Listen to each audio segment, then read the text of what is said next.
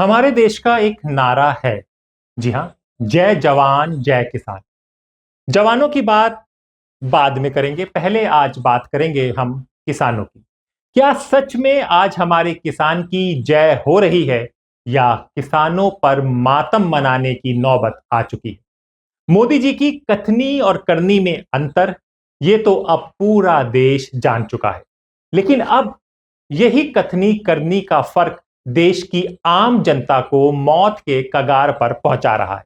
और इस सबसे पहले सीधा वार हो रहा है भारत के गरीब और पहले से परेशान किसानों पर।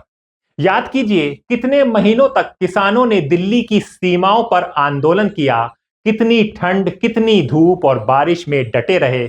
आखिरकार सरकार को मजबूर होकर 3 काले कृषि कानून वापस लेने पड़े। Mark my words, take it from me. These laws, the government will be forced to take them back. Remember what I said. Thank you. लेकिन अब एक और बड़ा संकट सामने है। इस बार यह संकट सीधे अमेरिका से है, आयातित हो रहा है। जी हां, 27 अगस्त 2025 अमेरिका ने भारत पर 50% अतिरिक्त टैरिफ शुल्क यानी लगा दिया। And I think the farmers are going to be helped by this very much because product is being dumped into our country and our farmers are getting hurt very badly by the last administration. The last administration hated our farmers like at a level that I've never seen before. I think our farmers are going to be helped. Jobs are going to be helped, but our farmers are going to be helped. Our manufacturers are going to be helped. And again, if somebody wants to come in, including the car companies, if they want to come in and build car plants, they'll do it without tariffs, and therefore prices won't go up. There could be some short-term disturbance, but long-term, it's gonna make our country a fortune. ये tariff कई उत्पादों पर है, खासकर इस्पात, steel, aluminium और कृषि से जुड़े कुछ आयातित सामानों पर। दूसरी तरफ भारत सरकार ने अमेरिकी दबाव और WTO वर्ल्ड ट्रेड ऑर्गेनाइजेशन के नियमों के चलते कई कृषि उत्पादों पर जीरो, सुनिएगा ये बहुत इंपॉर्टेंट बात कहने जा रहा हूं, कई कृषि उत्पादों पर जीरो इंपोर्ट ड्यूटी लागू कर दी है। पिछले कुछ दिनों में प्रधानमंत्री मोदी जी ने पीठ पीछे चोरी चोरी कुछ ऐसे निर्णय लिए हैं जो पूरे देश भर के किसानों के साथ बहुत बड़ा धोखा है। अभी 90%, 95% किसानों को पता ही नहीं कि क्या हो गया है, और जब ये निर्णय सामने आएंगे तो ढेरों किसान आत्महत्या करने के सिवा उनके पास कोई चारा नहीं बचेगा। पिछले दिनों मोदी जी ने निर्णय लिया है कि ट्रंप के दबाव में, अमेरिका के दबाव में यह निर्णय लिया गया है कि अमेरिका से जो कपास, कॉटन इंडिया आती है, अभी तक उस पे 11% ड्यूटी लगती थी। इस वजह से जो अमेरिका से कपास इंडिया आती थी, भारत के किसान जो कपास उगाते थे वो अमेरिका की कपास से सस्ती पड़ती थी और भारत के किसानों की कपास मंडियों के अंदर, बाजारों के अंदर बिक जाती थी। पिछले कुछ दिनों में मोदी सरकार ने निर्णय लिया है कि वो 11% ड्यूटी जो अमेरिका से आने वाली कपास पे लगाई जाती थी, वो ड्यूटी हटा दी गई है। अब अमेरिका से आने वाली कपास के ऊपर कोई ड्यूटी नहीं लगाई जाएगी। 19 अगस्त से 30 सितंबर तक 40 दिनों के लिए, केवल 40 दिनों के लिए ये ड्यूटी हटाई गई है। 40 दिनों के लिए क्यों हटाई गई है? ये देश के किसानों के साथ कैसे बहुत बड़ा धोखा है। अब जो अमेरिका से कपास आएगी या आनी चालू हो गई है, वो कपास भारत के किसानों की कपास से मोटे मोटे तौर पे एवरेज 15 से 20 रुपए प्रति किलो अमेरिका की कपास सस्ती पड़ रही है। इंडिया में 15 से 20 रुपए प्रति किलो सस्ती पड़ रही है, तो भारत के किसान कहां जाएंगे? यानी अमेरिका से आने वाला सस्ता अनाज, दालें, सोयाबीन तेल अब सीधे भारतीय मंडियों में उतरेगा। अब सोचने की बात है, लोग कहेंगे तो अच्छी चीज है, अमेरिका की चीज हमें हिंदुस्तान में मिल रही है। भाई यहां पर आप सोचिए, रुकिए। जब अमेरिका सब्सिडी वाला गेहूं, मक्का और सोया भारतीय मंडी में आधी कीमत पर बिकेगा, तो पहले से कर्ज में डूबा भारतीय किसान कैसे टक्कर देगा, कैसे जिएगा, कैसे खड़ा रहेगा? इसका सीधा मतलब साफ समझिए, भारतीय किसान की फसल मिट्टी में मिल जाएगी, खेती से होने वाली आय और भी घटेगी और देश के गांव-गांव में किसानों की आत्महत्या के आंकड़े और बढ़ सकते हैं। डेटा से थोड़ा समझिए। 2023-2024 में भारत का कृषि निर्यात लगभग $50 बिलियन का था। सुना आपने? अब समझिए, लेकिन उसी समय अमेरिका ने अपने किसानों को 60 बिलियन डॉलर की सब्सिडी दी। यानी भारतीय किसान बिना किसी मदद के उस किसान से लड़ रहा है जिसे अमेरिकी सरकार हर साल, सुनिए, हर साल अरबों डॉलर देती है। भारत में 55% लोग सीधे या प्रकोष्ठ रूप से खेती पर निर्भर है। अगर खेती बर्बाद हुई तो यह सिर्फ किसान का नहीं, पूरे देश का संकट होगा। भारत की राजनीति और अर्थव्यवस्था में कई ऐसे मोड़ आए जहां बड़े उद्योगपति और सत्ता के रिश्तों पर सवाल उठे। अब यह समझिए क्यों कह रहे हैं हम, इसको समझने की जरूरत है कि इससे किसानों का कैसे मुद्दा जुड़ा हुआ है, यह समझिए। 2014 में नरेंद्र मोदी के प्रधानमंत्री बनने के बाद देश की आर्थिक नीतियों में बड़े बदलाव देखे गए। 2017 में अमेरिका के राष्ट्रपति डोनाल्ड ट्रंप और प्रधानमंत्री मोदी की मुलाकात ने एक नए दौर की शुरुआत की, लेकिन ठीक उसी समय अमेरिका ने भारत पर टैरिफ बढ़ाने का दबाव बनाया। 2019 में अमेरिका ने भारत को generalised system of process GSP से बाहर कर दिया। इसका सीधा असर छोटे और मझोले भारतीय उद्योगों पर पड़ा। लेकिन इस दौरान सरकार ने कुछ ऐसे फैसले लिए जिनका बड़ा फायदा भारत के कुछ, सुनिए, कुछ चुनिंदा उद्योगपतियों को हुआ। जी हां, 2022 में रूस यूक्रेन युद्ध के बाद भारत ने रूस से सस्ते दामों पर कच्चा तेल खरीदना शुरू किया। आंकड़े बताते हैं कि सिर्फ 2022-2023 में रूस से भारत का तेल आयात 33 गुना तक बढ़ गया। इस सस्ते तेल को भारतीय रिफाइनरियों ने प्रोसेस करके महंगे दामों पर यूरोप और एशियाई देशों को बेचा और इस खेल में सबसे ज्यादा फायदा हुआ भारत के दो सबसे बड़ी कंपनियां रिलायंस और अडानी ग्रुप को। और मजे की बात है कि ये जो रूस से खरीदने का तेल था ना, ये भी अमेरिका ने ही कहा था भारत से, जिसके चलते डोनाल्ड ट्रंप ने 25% अतिरिक्त टैरिफ अभी लगा दिया। तो समझिए, यानी आम जनता को पेट्रोल डीजल में राहत नहीं मिली, लेकिन अरबों डॉलर का मुनाफा इन कॉर्पोरेट दिग्गजों की जेब में चला गया। प्रधानमंत्री नरेंद्र मोदी की नीतियों का असर अब सिर्फ गांव और खेत तक सीमित नहीं रहा, बल्कि अंतरराष्ट्रीय राजनीति और उद्योग पर भी सीधा दिखने लगा है। ट्रंप का 50% टैरिफ और जिम्मेदार कौन, यह सवाल सबसे बड़ा है। जी हां, 27 अगस्त 2025 का फिर से जिक्र करेंगे। अमेरिका ने भारत के कई प्रोडक्ट्स पर 50% टैरिफ लगा दिया, जिसका सीधे सीधे इसका जिम्मा अमेरिका ने प्रधानमंत्री मोदी और उद्योगपति मुकेश अंबानी पर डाला है। इस फैसले ने भारत की गारमेंट, टेक्सटाइल, डायमंड और लेदर इंडस्ट्री को तगड़ा झटका दिया है। हजारों व्यापारी बर्बादी के कगार पर पहुंच गए हैं। लाखों मजदूरों की रोजी रोटी पर संकट खड़ा हो गया है। सवाल यह है, जब छोटे और मंझोले उद्योग संघर्ष कर रहे हैं, तब मोदी सरकार और मुकेश अंबानी के बीच के रिश्ते क्यों इस कदर गहरे हुए कि अब पूरा भारत उसकी कीमत चुका रहा है? एक जमाने में बड़े बड़े उद्योगपति टाटा बिरला होते थे, अभी भी है, लेकिन एक जमाने में आपको मालूम था कि भाई टाटा ट्रक बनाते हैं, गाड़ियां बनाते हैं, दांत मंजन कौन बनाता है, हम जब दुकान जाते हैं बर्तन कौन बना रहा है, कपड़ा कौन बना रहा है। आप जानते थे कि ये बड़े बड़े उद्योगपति हैं, ये काम करते हैं और ये हमारी सुविधा के काम है। जो बनाते हैं वो चीजें हमारी काम आती हैं। आज बताइए जी, अडानी अंबानी जी क्या बनाते हैं? क्या बनाते हैं? कोई बताएगा क्या बनाते हैं? कोई बताएगा कितने मजदूर काम करते हैं इनके लिए? कितने जॉब देते हैं आपको? कोई बता सकता है? कुछ नहीं, आप बता नहीं सकते। कुछ बनाते नहीं है बहनों और भाइयों, जो आपका था वो ले लिया है, आपके लिए कुछ नहीं बन रहा है। रूस का सस्ता तेल जनता को क्यों नहीं मिला फायदा, ये भी समझिए। 2022 के बाद से भारत ने रूस से सस्ते दामों पर कच्चा तेल खरीदना शुरू किया। आशा थी कि इससे आम आदमियों को पेट्रोल और डीजल में राहत मिलेगी, लेकिन हुआ ठीक उल्टा।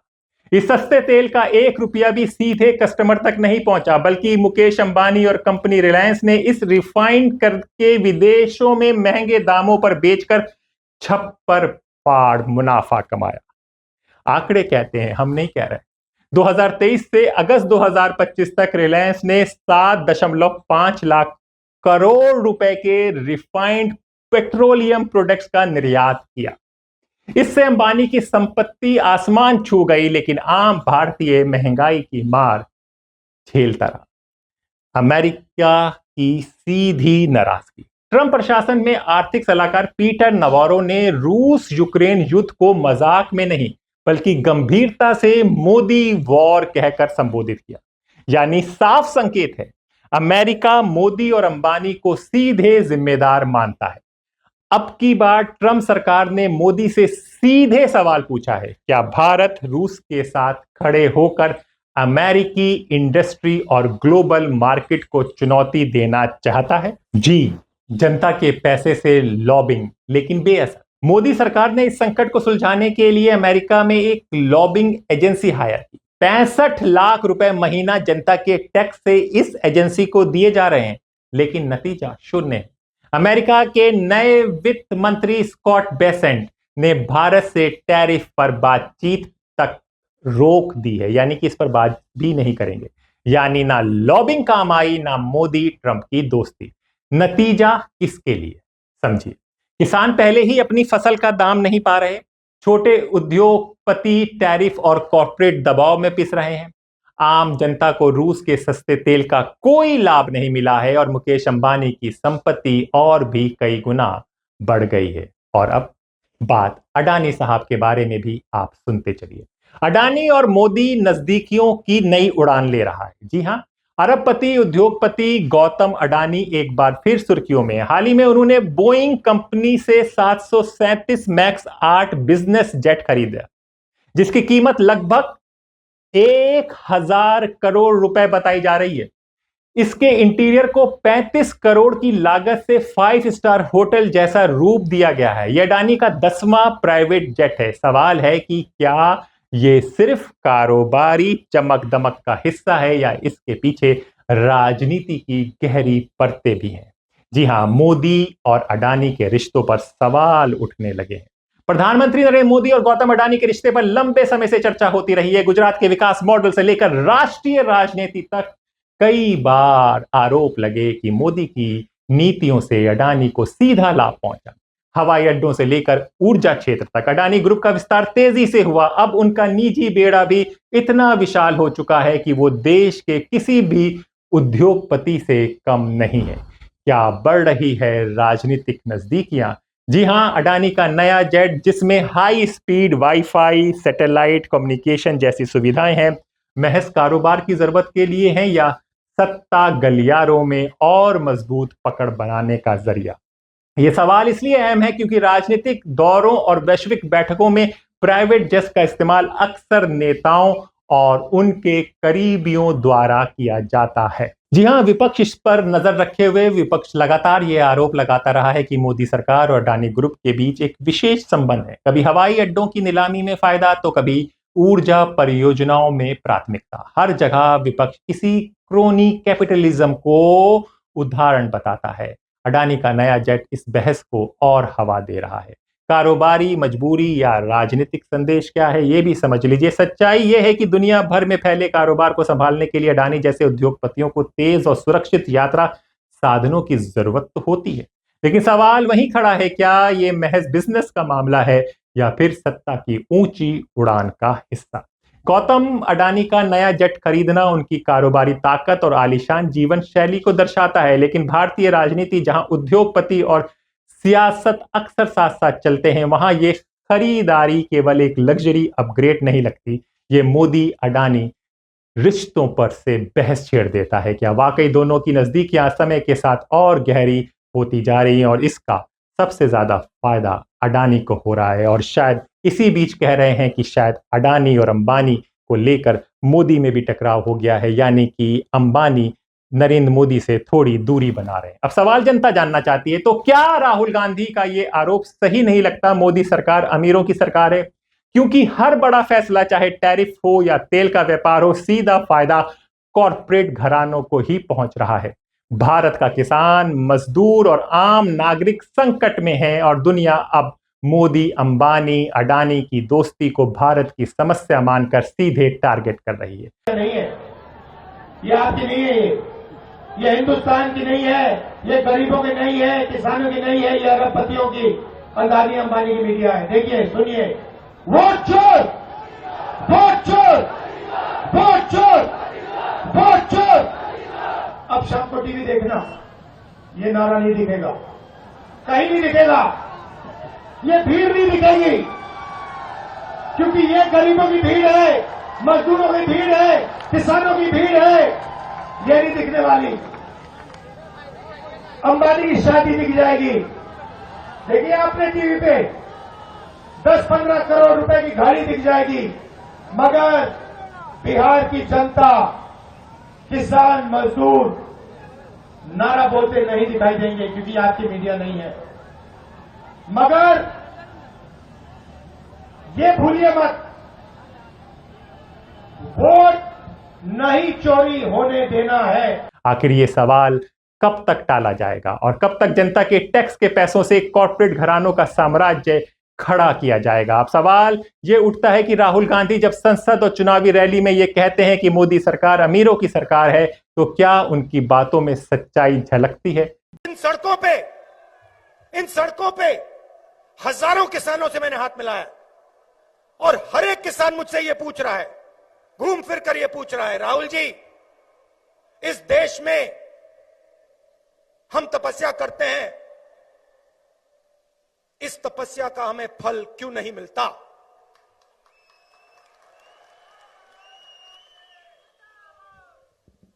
फर्टिलाइजर क्यों नहीं मिलता, और जब मिलता है इतना महंगा क्यों है?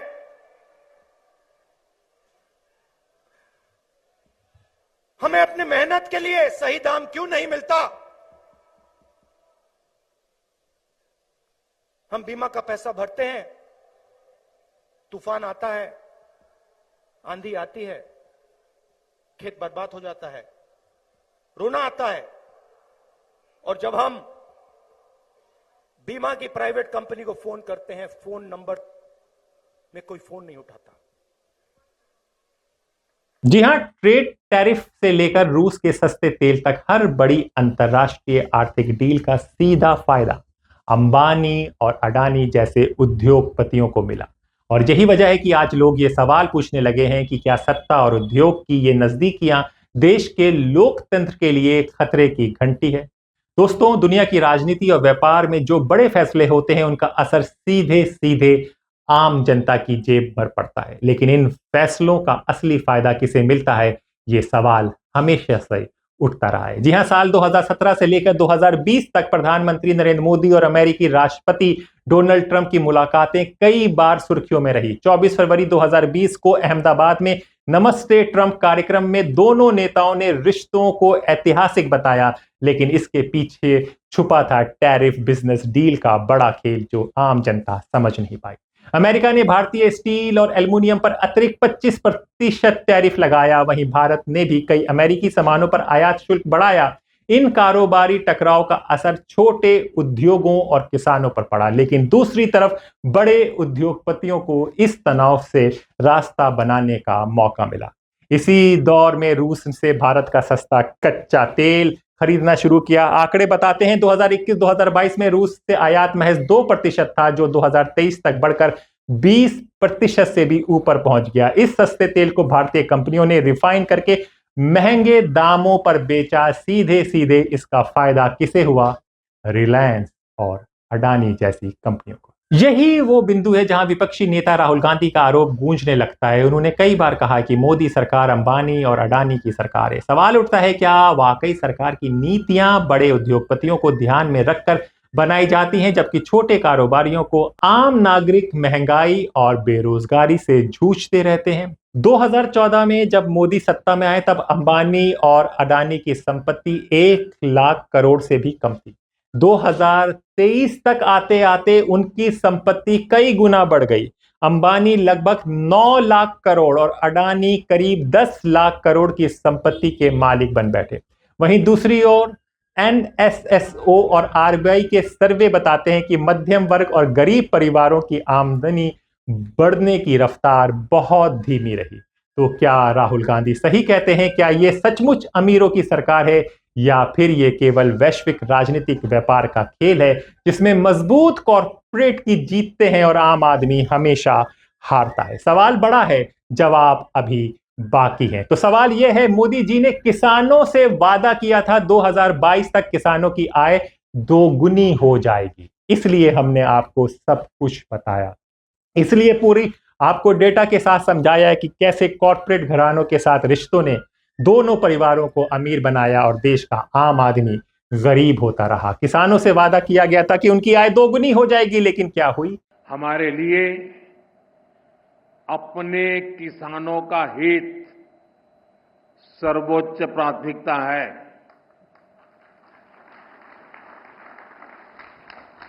भारत अपने किसानों के, पशुपालकों के और मछुआरे भाई बहनों के हितों के साथ कभी भी समझौता नहीं करेगा।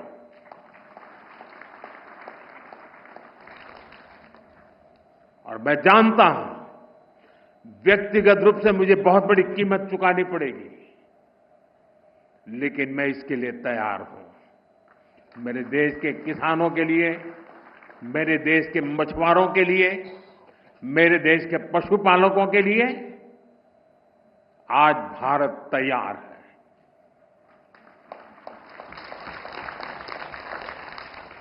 किसानों की आय बढ़ाना, खेती पर खर्च कम करना, आय के नए स्रोत बनाना, इन लक्ष्यों पर हम लगातार काम कर रहे हैं।